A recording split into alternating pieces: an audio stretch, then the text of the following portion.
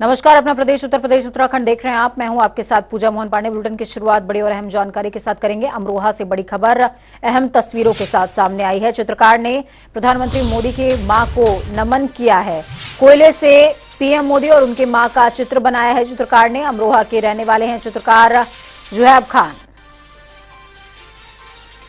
तो जुहैब ने तस्वीर बनाई है प्रधानमंत्री की और साथ में उनकी मां की, और ये तस्वीर पेंसिल से नहीं ड्रॉ हुई है, बल्कि ये तस्वीर कोयले से बनाई गई है।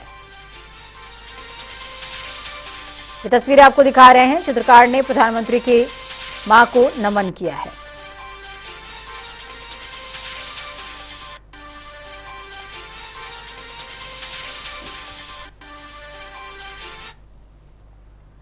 तो वहीं दूसरी तरफ आगरा में प्रशासन ने न्यू ईयर को लेकर लगभग सभी तैयारियां पूरी कर ली हैं। आगरा में इस बार होटल, कैफे और रूफ टॉप में केवल 10 बजे तक के लिए ही नए साल का जश्न मनाया जा सकेगा। साथ ही आगरा प्रशासन ने 10 बजे के बाद ध्वनि प्रदूषण करने पर भी रोक लगा रखी है। आपको बता दें कि एडीएम सिटी अंजनी कुमार सिंह के नेतृत्व में होटल एसोसिएशन के अधिकारियों के साथ बैठक हो चुकी है। एडीएम सिटी ने होटल मालिकों को कोविड की गाइडलाइन के अनुसार कार्यक्रम किए जाने के दिशा निर्देश भी दिए हैं। नव वर्ष को लेके होटल एसोसिएशन के साथ हमने बैठक कर ली है। सबसे आग्रह किया है कि सभी लोग कोविड को लेकर सचेत रहें, अपने स्टाफ को, अपने गेस्ट को मोटिवेट करते रहें, निगरानी रखें। कहीं भी अगर कोई सस्पेक्टेड केस मिलता है तो तत्काल सूचना दें, और खासकर विदेशी जो हमारे टूरिस्ट आते हैं उनके बारे में प्रतिदिन निर्धारित प्रारूप पर सूचना दें। सर, कोई कैफे वगैरह में टाइमिंग वगैरह भी रखा है नाइट में कि इतने बजे से इतने बजे तक कुछ? नहीं, आप जानते हैं कि सुप्रीम कोर्ट की जो डायरेक्शंस हैं उसके मुताबिक 10 बजे के बाद कहीं भी ध्वनि का उपयोग या ध्वनि संबंधित कार्य नहीं होना है, तो वो बाध्यता रहेगी। 10 बजे तक ही अनुमति रहेगी इसके लिए, लाउड स्पीकर्स वगैरह के लिए। तो वहीं दूसरी तरफ नए साल का जश्न मनाने के लिए वही पर्यटक मसूरी जा पाएंगे जिनकी पहले से होटल्स में बुकिंग हो रखी है। इसके अलावा बाहर से आने वाले पर्यटकों को देहरादून शहर में भी एंट्री नहीं दी जाएगी। किस तरीके से पुलिस की व्यवस्थाएं हैं, इसको लेकर हमारे संवाददाता विशाल गर्ग ने एसपी ट्रैफिक अक्षय कोंडे से खास बातचीत की है। सुनिए। अक्षय कोंडे जी हमारे साथ है। सर, नए साल पर काफी ट्रैफिक का दबाव भी रहने वाला है। मसूरी की अगर हम बात करें, किस तरह की वहां पर व्यवस्था की गई है आपके द्वारा से? मसूरी की बात की जाए तो बहुत अच्छा विंटर कार्निवल डीएम महोदय के नेतृत्व में इस बार सेलिब्रेट हो रहा है, और उसी के कंप्लायंस में हमने मॉल रोड को सख्त रूप अपनाते हुए लगभग सुबह 10 बजे से हमने मॉल रोड की एंट्री बंद की है। सारे व्यापारियों और होटल मालिकों से निवेदन किया गया था कि जितनी भी लॉजिस्टिकल ट्रांसपोर्टेशन हो सुबह 10 बजे तक कर ले। बात की जाए लाइब्रेरी चौक का रोटरी चलना मसूरी की ट्रैफिक के लिए बहुत ही जरूरी चीज है, और उसी के लिए हमने एक वन वे लूप बनाया गया है जिसमें लाइब्रेरी से काला स्कूल की तरफ एक तरफ से गाड़ियां छोड़ी जाएगी और 0 पॉइंट से सेवाई होटल होते हुए एग्जिट किया जाएगा।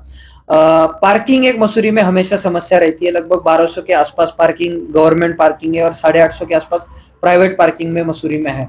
पर लगभग जैसे 30-31 एक को हमें एक्सपेक्टेड है कि लगभग 4500, 5000, 5500 तक वाहन मसूरी में आएंगे जितनी होटल बुकिंग है। तो कहीं ना कहीं पार्किंग एक चैलेंज है। हमने 2 अलग अलग पार्किंग की टीमें फॉर्म की हुई है, और किंग कैरेज की पार्किंग हो या जो दूर क्षेत्र में पार्किंग है और जो चल नहीं रही हो, उनको भरने का काम भी हमारे द्वारा किया जाएगा। सर, क्या केवल उन्हीं लोगों को जाने दिया जाएगा मसूरी जिनकी पहले से बुकिंग होगी? बिल्कुल, ये बात सच है। मसूरी में क्योंकि जाम की स्थिति तक तो ठीक है, पर अगर चोकिंग की स्थिति आ जाती है तो जो ऑलरेडी वहां पे टूरिस्ट है उनके लिए भी मसूरी का एक्सपीरियंस खराब हो जाता है। इसी के लिए ये निर्णय लिया जा रहा है, क्योंकि देहरादून में भी हम एक बाईपास की तरह ट्रैफिक चला रहे हैं, तो देहरादून सिटी में कहीं पे भी कंजेशन नहीं हो रहा है। तो देहरादून वासियों से अपील की जा रही है कि न्यू ईयर का सेलिब्रेशन देहरादून में ही अलग अलग एरियाज में करें। मसूरी जाने वाले जो भी व्यक्ति होंगे, उनकी जिनकी बुकिंग होगी या जो वहाँ के स्थानीय लोग होंगे, उनको ही मसूरी की तरफ जाने दिया जाएगा। अच्छा सर, ऐसे में कई बार देखने को मिलता है कि हुड़दंगबाजी भी काफी होती है, तो ऐसे में पुलिस किस तरह से सख्त रुख अपनाएगी और किस तरह की कार्रवाई की आप बात करेंगे? जो ड्यूटी पॉइंट है उसके लिए जैसे 1-2 ड्यूटी ना करते हुए हमने लगभग 4 टीमें अलग अलग फॉर्म की है, और जो सरप्राइजिंगली अलग अलग जगह पे विकेट्स लगाएगी। और हुड़दंगबाजों की बात की जाए तो जो बाइक सवार है या लिकर की बोतलें वगैरह लेके कहीं पहाड़ों में जाते हैं, उससे अपघात भी होने के चांसेस रहते हैं। उनकी चेकिंग हम लोग लगभग सारे जगह पे कर रहे हैं। तो देहरादून में तो ये तैयारियां रहने वाली हैं, और अगर आपकी बुकिंग पहले से नहीं है तो आप उत्तराखंड तो नहीं जा पाएंगे न्यू ईयर में, तो बुकिंग पहले से करवा लीजिए।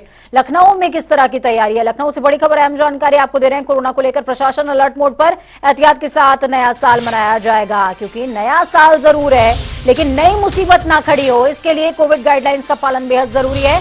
जश्न मनाइए एहतियात के साथ। नए साल पर 12 बजे तक खुले रहेंगे होटल, रिजॉर्ट्स, लेकिन आपको एहतियात का ख्याल रखना है। मास्क जरूर लगाइए और याद कीजिए वो समय जब एक पार्टी से ही कोरोना के फैलने की शुरुआत हुई थी और फिर उसके बाद प्रशासन की नाक में दम हो गया था, और वो एक एक व्यक्ति की जो उनकी ट्रैवल हिस्ट्री है उसको खंगालने में जुट गए थे कि आखिरकार कौन किससे मिला, कहां मिला, कब मिला, क्यों मिला, ये तमाम चीजें सामने आने लगी थी और उन लोगों को जिम्मेदार माना जा रहा था कोविड की स्प्रेडिंग में। तो आप वो लायबिलिटी अपने ऊपर मत लीजिए, जिम्मेदारी के साथ में निर्वहन कीजिए, जिम्मेदारी का निर्वहन कीजिए और नया साल जरूर मनाइए पर एहतियात के साथ। तस्वीरें आपको देहरादून की दिखा रहे हैं, लेकिन सिर्फ देहरादून के लिए नहीं है बल्कि उत्तर प्रदेश, उत्तराखंड समेत तमाम राज्यों में कोविड गाइडलाइंस का पालन देखिए बेहद जरूरी होगा।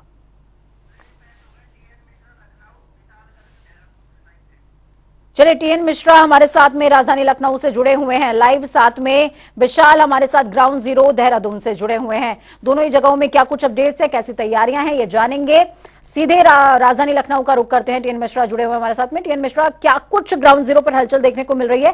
ट्रैफिक व्यवस्था कैसी है? क्योंकि नए साल पर नया जोश रहता है, नया खरोश रहता है, लेकिन इस बार थोड़ी सी एहतियात जरूर रहेंगी। जी पूजा, मैं इसमें हजरतगंज में खड़ा हूँ जो लखनऊ का दिल माना जाता है। जी। यहाँ क्या चारों तरफ 400 मीटर पर विधानसभा है और मेन हजरतगंज का जो ऐसा इलाका है जहाँ पर चारों तरफ से प्रतिबंधित रहता है। 31 तारीख को मैं सीएम से कहूँगा, जो आप देख रहे हैं सामने रास्ता, ये 31 तारीख को बंद कर दिया था। पूरा हजरतगंज नो ट्रैफिक जोन हो जाता है और केवल पैदल ये लोग आ जा सकेंगे और बाकी यहाँ पे कोई आ नहीं सकेगा। उधर विधानसभा के आसपास भी यही स्थिति रहती है, बैरिकेड कर दिया जाता है और वहाँ जो लोग आते हैं वो भी बंद कर दिया जाता है। 31 दिसंबर की रात को 8 बजे के बाद से ट्रैफिक प्रतिबंधित हो जाएगा और पुलिस पूरा मोर्चा संभाल लेगी और चप्पे चप्पे पर पुलिस की निगरानी रहेगी। कैमरों से भी सर्विलांस के जरिए निगरानी की जा रही है। सादी वर्दी में जवान तैनात किए जाएंगे और आज डीजीपी की बैठक में ही सारे एसएसपी और जो है अपर प्रमुख सचिव ने कहा है कि कहीं भी किसी तरह की कोई जो असुविधा न हो और जो हुड़दंगे करने वाले हैं उन पर पहले से नजर रखी जाए और जरा से भी कोई अगर गलती करता है तो तुरंत उसको हिरासत में लें और उससे पूछताछ करें। ठीक है, लखनऊ का ये इलाका जो है मैं आपके पास वापस आती हूँ, लेकिन देहरादून का रुख कर लेते हैं। विशाल भी हमारे साथ में मौजूद है। विशाल, देखिए, उत्तराखंड के लिए नया साल है, यूं कहें कि लोगों को बहुत ज्यादा बेसब्री से इंतजार रहता है त्योहारों का, ऐसे मौकों का कि वो उत्तराखंड की वादियों में पहुंच सकें और उसका लुत्फ ले सकें। लेकिन ऐसे में कुछ गाइडलाइंस हैं जो इस बार एडमिनिस्ट्रेशन की तरफ से खासतौर पर पालन करने के लिए कहा गया है। क्या कुछ ऐसी गाइडलाइंस हैं जिनको ध्यान रखना होगा सैलानियों को अगर वो पहुंचते हैं उत्तराखंड, और किस तरीके से वो निष्कंटक होकर के घूम सकते हैं उत्तराखंड में? अगर कोई भी पर्यटक मसूरी आ रहा है, क्योंकि पर्यटक पहुंचते हैं न्यू ईयर के टाइम पर, क्योंकि काफी अच्छा फेस्टिवल यहाँ पर होते हैं, कई तरह के जो चीजें हैं वो यहाँ पर होती है, तो ऐसे में कई पर्यटक यहाँ पर पहुंचते हैं, लेकिन उनको कोविड गाइडलाइंस का भी पालन करना होगा।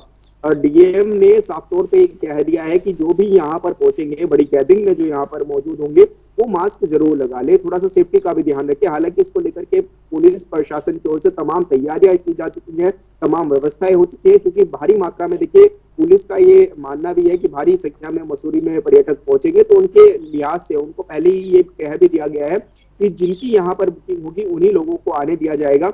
उसके अलावा पहले से किसी व्यक्ति को, ऐसे व्यक्ति को नहीं आने दिया जाएगा। साथ ही जो लोकल व्यक्ति हैं वो आवाजाही कर सकेंगे। तो ऐसे में कोविड के प्रोटोकॉल्स का पालन भी पर्यटकों को करना होगा और जो बड़ी मात्रा में यहाँ पर आ रहे हैं तो मास्क और सैनिटाइजर भी अपने साथ ले लें, क्योंकि हो सकता है कि ये कहीं ना कहीं जो अभी खुशी है ये फिर गम में ना बदल जाए, तो उनका भी बात का भी ध्यान रखना पड़ेगा। हालांकि इसको लेकर के सरकार भी पूरी सजग है, क्योंकि पर्यटक जो दूर दूर से यहाँ पर उत्तराखंड में पहुंचेंगे उनके लिए तमाम व्यवस्था की गई है। उनके लिए ये भी कहा गया है कि जो होटल और रेस्टोरेंट है या फिर ढाबे हैं वो 24 घंटे खुले रहेंगे अब उत्तराखंड में। और अब क्योंकि आज से ही ये नियम लागू हो जाएगा और 2 तारीख तक लगातार जो रेस्टोरेंट है, जो ढाबे हैं, वो खुले रहेंगे, ताकि जो पर्यटक यहाँ पर आएंगे और सबसे बड़ी बात विशाल सबसे बड़ी बात, जब मैं ये गाइडलाइंस पढ़ रही थी तो उसमें लिकर से भी जो है कहीं ना कहीं प्रतिबंध हटा लिया गया है। अब 24 घंटों के लिए वो भी लिकर भी सर्व किया जाएगा और खुली रहेंगे दुकानें। बिल्कुल साफ तौर से, क्योंकि देखिए ये भी अर्थव्यवस्था में एक पार्ट होता है और सबसे ज्यादा कमाई जो उत्तराखंड में होती है वो आबकारी विभाग से भी होती है। तो कहीं ना कहीं इसको भी लिकर से जो बैन है वो भी हटा लिया गया है, क्योंकि बड़ी संख्या में लोग आते हैं और ठंड काफी ज्यादा है, तो ऐसे में लोग इस्तेमाल लिकर का करते हैं। तो अगर यहाँ पर लोग आते हैं तो उनके लिए लिकर की पाबंदियां जो है उनको भी हटा लिया गया है कि लिकर भी आप किसी भी समय खरीद सके। ठीक है, टीएन मिश्रा का रुख करूंगी, हजरतगंज से जुड़े हुए हैं टीएन मिश्रा। हजरतगंज की जब हम बात करते हैं टीएन मिश्रा जी, देखिए हजरतगंज गंजिंग जो है, कोई लखनऊ गया और उसने गंजिंग ना किया, ऐसा हो भी नहीं सकता है। तो ऐसे में जो वहां की लाइटिंग है, लाइटिंग की व्यवस्था देखने लायक होती है, क्योंकि जिस तरीके से राजधानी दिल्ली में सीपी है, सीपी को लोग बहुत या तो उसकी तरफ अट्रैक्ट होते हैं या तो हजरतगंज जाते हैं तो गंज की तरफ अट्रैक्ट होते हैं। तो लाइटिंग की क्या कुछ व्यवस्था की गई है? साथ में जिस तरीके से विशाल बता रहे हैं कि देहरादून और उत्तराखंड में अगर आपको घूमना है तो आपको मास्क और सैनिटाइजर तो देखिए अपने साथ रखना पड़ेगा। तो उत्तर प्रदेश में क्या प्रबंधन है? उत्तर प्रदेश में भी यही है कि मास्क और जो सैनिटाइजर को लेकर चलना पड़ेगा, मास्क लगाना अनिवार्य रहेगा। और हजरतगंज में लाइटिंग, अभी विधानसभा की लाइटिंग तो प्रॉपर की जा चुकी है और हजरतगंज में दुकानदारों ने अपनी अपनी लाइटिंग करी है और काफ़ी कुछ जो दुकानदार जो है खुद अपनी लाइटिंग करें, पूरा हजरतगंज सजाया जाएगा। और हजरतगंज में आसपास के इलाके को भी जो सजाया जा रहा है, दुकानदार जितने भी आएंगे वो अपनी खुद जिम्मेदारी पर जो है सजावट कर रहे हैं। प्रशासन की ओर से भी जो सजावट की गई है, लेकिन वो सिर्फ जो मेन रोड पे की गई है। जी ठीक है, बहुत शुक्रिया आप दोनों लोगों का ग्राउंड जीरो से हमारे साथ जुड़ने के लिए, अहम जानकारी साझा करने के लिए। तो जा रहे हैं अगर उत्तराखंड या फिर राजधानी लखनऊ का भी रुख कर रहे हैं, क्योंकि बेहद खूबसूरत है। देखिए अभी तो स्वच्छता के मामले में भी, एयर क्वालिटी के मामले में भी लखनऊ को नंबर 1 स्थान मिला है। तो अगर आप लखनऊ का भी रुख करने वाले हैं, गोमती रिवर फ्रंट देखना चाहते हैं, लखनऊ में गंजिंग करना चाहते हैं, तो भी आपको मुसीबत का सबब नहीं बनना है। जिम्मेदार नागरिक बनिए, घूमिए फिरिए, मौज मस्ती सब कुछ ठीक है, लेकिन मास्क का इस्तेमाल और सैनिटाइजर आपकी जेब में जरूर होना चाहिए। तो बड़ी खबर, अहम जानकारी आपको दे रहे हैं। बड़ी खबर फर्रुखाबाद से सामने आ रही है। अखिलेश यादव फर्रुखाबाद पहुंचे हुए थे, हरबेश शाक्य के घर पहुंचे थे अखिलेश यादव, और उन्होंने इजहार आलम खां के घर भी वो गए थे। इस दौरान उन्होंने श्रद्धांजलि दी है। बड़ी खबर, अहम जानकारी इस वक्त की अहम तस्वीरों के साथ।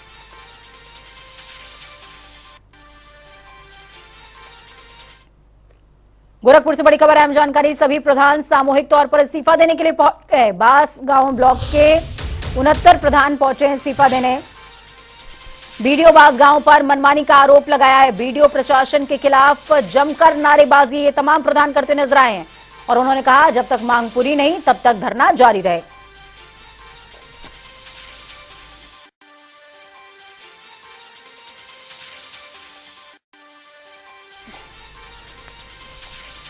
बड़ी खबर, अहम जानकारी गोरखपुर से आपको दे रहे हैं। अहम तस्वीरों के साथ आप देख पाएंगे ब्लॉक के 69 से ज्यादा प्रधान ग्राउंड जीरो पर मौजूद रहे और बीडीओ पर आरोप लगाया। कहा भाई मनमानी करेंगे तो काम चलेगा कैसे? हमें अगर क्षेत्र में विकास कराना है तो आपकी मनमानी तो नहीं चल पाएगी।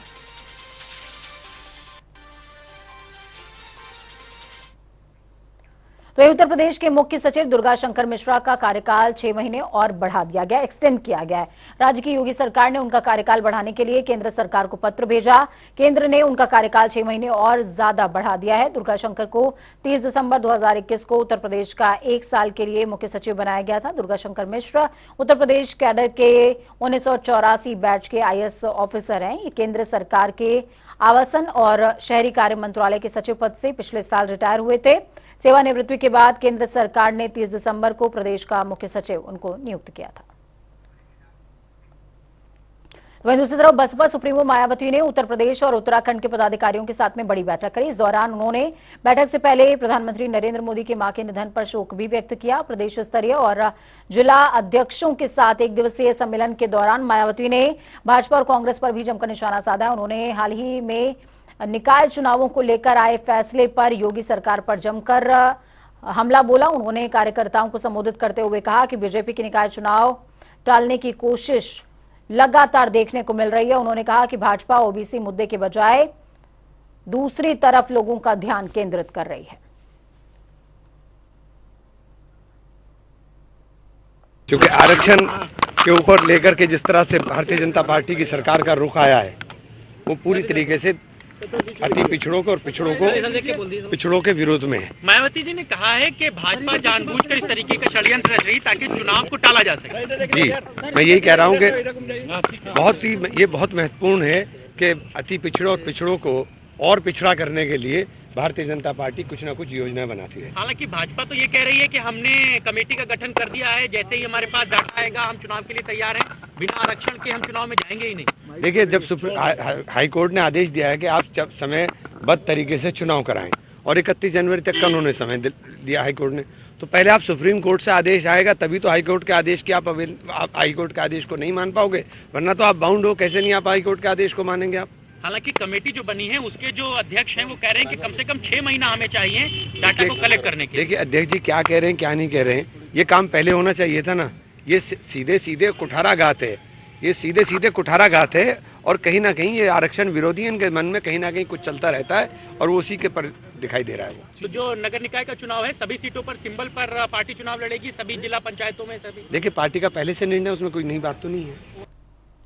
भारतीय टीम के स्टार विकेटकीपर बल्लेबाज ऋषभ पंत की कार का सुबह 5:22 पर एक्सीडेंट हुआ था। इसमें उन्हें काफी चोटें आई हैं। हादसा रुड़की लौटते समय रुड़की के गुरुकुल नारसन हद्दमपुर क्षेत्र का बताया जा रहा है। पंत की कार बुरी तरीके से क्षतिग्रस्त हो गई, आग भी लग गई थी। भारतीय स्टार क्रिकेटर की फोटो भी सामने आई है जिसमें गंभीर चोटें साफ तौर पर देखने को मिले। आपको बता दें 25 साल के ऋषभ पंत की कार डिवाइडर से टकराई। इस हादसे के बाद उनकी कार में भीषण आग भी लगी। हादसे के बाद पंत को मैक्स हॉस्पिटल पहुंचाया गया है। डॉक्टरों के मुताबिक ऋषभ के पैर में गंभीर चोट है, उनकी प्लास्टिक सर्जरी की जाएगी। तो वहीं सीएम पुष्कर सिंह धामी ने पंत की मां से बातचीत की और हर संभव मदद का आश्वासन दिया है और साथ में यह भी कहा कि अगर जरूरत पड़ती है तो ऋषभ पंत को एयरलिफ्ट करते हुए दिल्ली पहुंचाया जाएगा। 5:22 जो टाइम का पता चला था, दिल्ली रुड़की हाईवे पर जो है ऋषभ पंत जी दिल्ली से आ रहे थे अपने घर की ओर, तो वहाँ डिवाइडर से गाड़ी लड़ने के कारण जो पलटी थी, इसके बाद उसमें आग लग गई थी। वहीं पर हरियाणा रोडवेज की एक बस भी जा रही थी, उनके ड्राइवर थे सुशील कुमार, इनके द्वारा तत्काल कंडक्टर के साथ उसमें मदद की गई और 112 को फ़ोन किया गया। चूंकि नारसन चेक पोस्ट पर हमारी पुलिस वहाँ रहती, वहाँ 10 मिनट के अंदर ही पुलिस पहुँचने के बाद उनको एम्बुलेंस के माध्यम से जो है नियर बाई हॉस्पिटल में लाया गया प्राथमिक उपचार के लिए, जहाँ पर डॉक्टर ने बताया कि वो खतरे से बाहर है, उनको कोई ग्रीवियस इंजरी नहीं है, लेकिन उनको हायर सेंटर के लिए रेफर करने के लिए बताया गया, जिसपे लाइफ सेविंग हमारी जो एम्बुलेंस होती है उसको अरेंज करने के बाद उनको higher centre Doon Max hospital भेज दिया गया, जहां पर वो सकुशल पहुंच भी चुके हैं। साथ ही साथ उनकी मदर को भी सूचना मिलने के बाद पुलिस द्वारा जो है उनको घर भेज के गाड़ी उनको लाया गया और उनके साथ वो उनको रवाना हुई। प्राथमिक जो जानकारी मिली है उसमें यह पता चला है कि झपकी लगने के कारण जो मॉर्निंग में रहता है, इस कारण से जो है गाड़ी अनियंत्रित होकर लड़ गई थी। बाकी अन्य पहलुओं के लिए भी हम इसमें हमारी टीम जो है सीसीटीवी फुटेज अन्य चीज़ों की जाँच कर रही है। बाकी अभी तक की जो जानकारी है उसमें वो सकुशल है, कोई लाइफ थ्रेटनिंग इंजरीज नहीं है। डॉक्टर्स की टीम उनकी देखभाल कर रही है, अंडर इवैल्यूएशन है वो, और कुछ जांचों के बाद ही हम आगे डिटेल बता पाएंगे।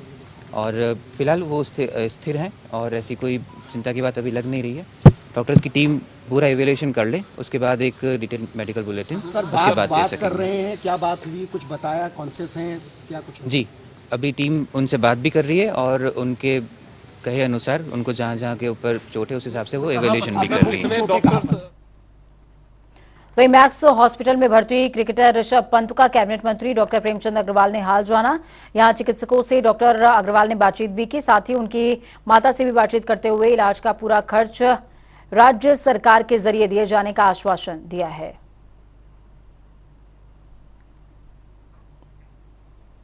देहरादून में यूके SSS के निर्णय को लेकर चयनित छात्र कहीं न कहीं लामबंद हो गए हैं। आपको बता दें कि इस निर्णय के खिलाफ छात्रों ने रायपुर स्थित यूके SSS के मुख्यालय के बाहर मुंडन संस्कार किया है। कई चयनित परीक्षा को दोबारा कराए जाने को लेकर के प्रदर्शन कर रहे हैं। जानकारी के मुताबिक आयोग ने 3 भर्ती परीक्षाओं को दोबारा कराने का निर्णय लिया है। स्नातक स्तरीय सचिवालय रक्षक और वन दरोगा परीक्षा को दोबारा कराए जाने का निर्णय लिया गया है।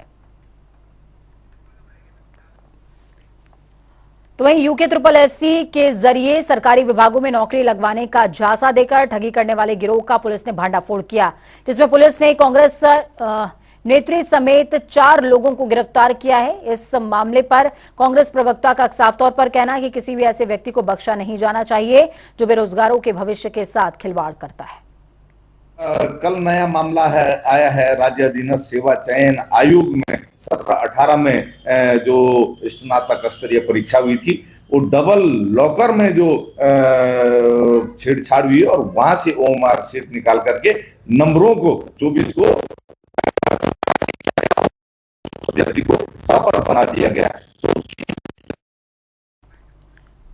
वक्त है हम छोटे से ब्रेक का। ब्रेक के उस पार खबरों का सफर लगातार जारी रहेगा। बने रहिए जनता टीवी के साथ, क्योंकि हमें आपकी ताकत, अपना और अपनों का बहुत ज्यादा ख्याल रखिए। नमस्कार।